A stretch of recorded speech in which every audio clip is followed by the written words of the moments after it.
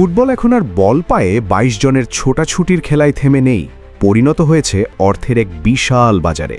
ফুটবলের সবুজ গালিচায় কেবল বলের কারিগরি নয়, ঘাসের নিচে লুকিয়ে থাকে এক বিশাল অঙ্কের আর্থিক সমীকরণ, যেখানে নেইমার জুনিয়র ধরাছোঁয়ার বাইরে।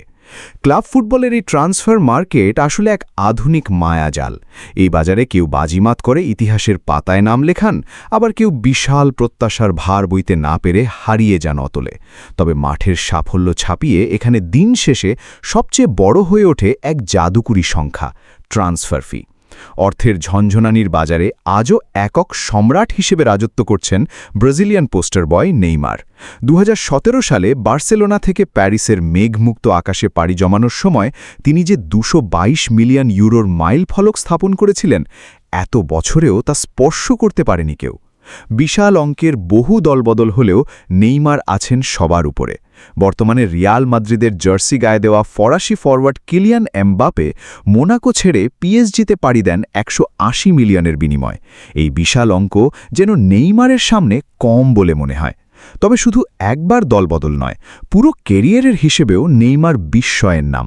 কেরিয়ারে মাত্র ৩ বার ক্লাব বদলেই তিনি বাজার থেকে তুলে নিয়েছেন অবিশ্বাস্য ৪০০ মিলিয়ন ইউরো। অবাক হতে হয় এই কারণে যে দ্বিতীয় স্থানে থাকা রোমেলু লুকাকুকে ৩৬৯.৯ মিলিয়নের জন্য দল বদলাতে হয়েছে ৯ বার। এই তালিকার অন্যদের ভেতর পর্তুগিজ তারকা ক্রিস্টিয়ানো রোনাল্ডোর নামও আছে। তার ৫ বারের দলবদলে ব্যয় হয়েছে ২৪৭ মিলিয়ন ইউরো।